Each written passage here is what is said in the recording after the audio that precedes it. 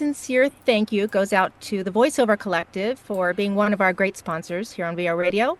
And I was going to talk to Dee and see what he had to say now. Actually, I think what So, we'll do, if that doesn't mind, is we'll go ahead and address a couple emails that I had planned on the oh, next block, of course. and we'll make D hopefully pick up, come back in and pick up the next block with his topic. So we got Oh, so very many good idea. emails that come in, we might as well go ahead and give a couple of emails a quick one, two, three answer, Do. and we'll pass around fairly quick. And actually, I'll let Deb start out with the answer for this particular first one.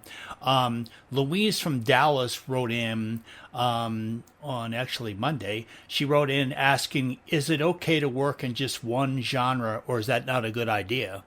You know what? It's actually the best way to start is stick with one genre at a time. I am actually guilty of being a jack of all trades.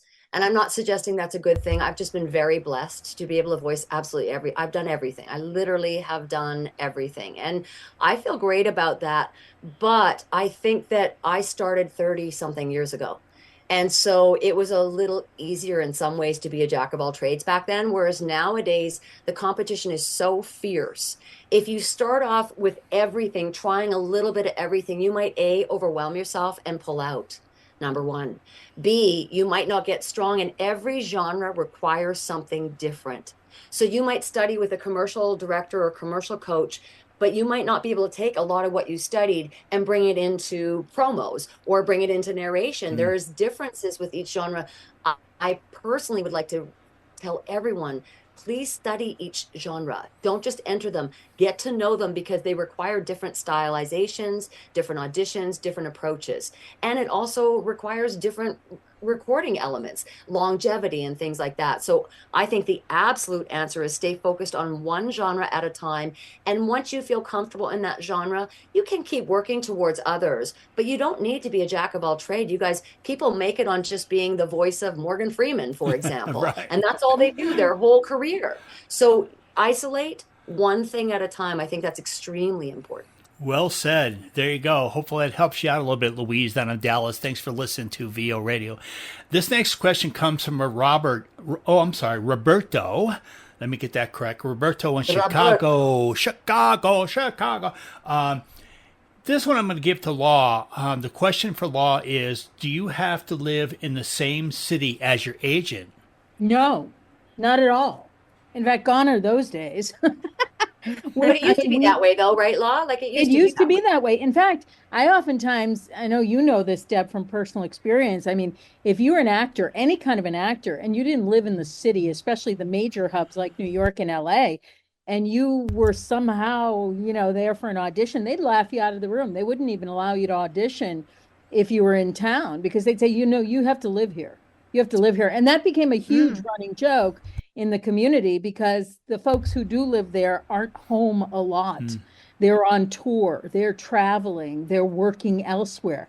But just the idea of having this New York address or having an LA address was very, very important in the industry. In fact, I remember the days when actors and voice actors would literally, do everything they possibly could, take their best friend's address, take an aunt's address, get a PO box. I mean, they do everything they possibly could to make it look like they lived in the city where they were up for work. Gone are those days. I'm telling you, gone are those days. The only caveat to that is local hires especially in the commercial world. It is really hard to hire actors in the LA market and in the New York market for commercials if they're not local hire because they're really agreeing to physically coming in for a shoot if they're on camera. And oftentimes actors can't do that. They don't have the money to do that. But I mean, the point is, no, you really don't. But buyer beware. You have to be, I think, courteous and respectful about what you're capable of doing.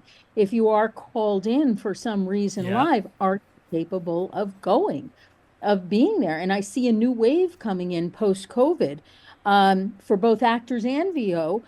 We're having a shortlist callback, and we want you to come to the studio on in site, Richmond or in Boston or whatever. Like, be careful. Only do that if you really are able to follow through and it makes sense for you, financially to do that. But across the board, you can work anywhere. We represent people from 5 different countries. Time for one more. There you go, Roberto. Hopefully to help you out. This is from Micah in Winter Haven, Florida.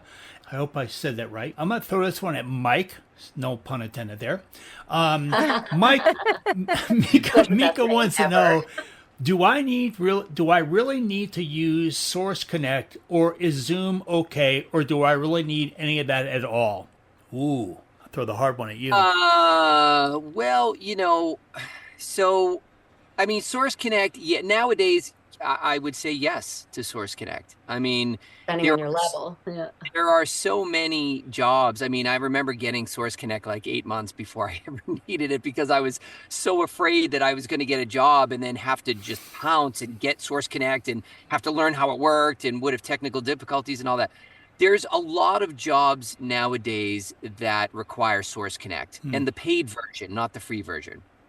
So They've upgraded the free version though, just Yeah, so they everybody knows have. they've upgraded it to try and please They clients do. who are not liking it. Yeah. Yeah, they have a free version, but what you'll see is in a lot of specs that come in, it'll mention that you have to have a paid Source Connect account. And I think that that's very different than Zoom because what ends up happening, so directed sessions can happen both ways. They can happen on Source Connect and they can happen on Zoom, whereas the client will just kind of, call in via Zoom.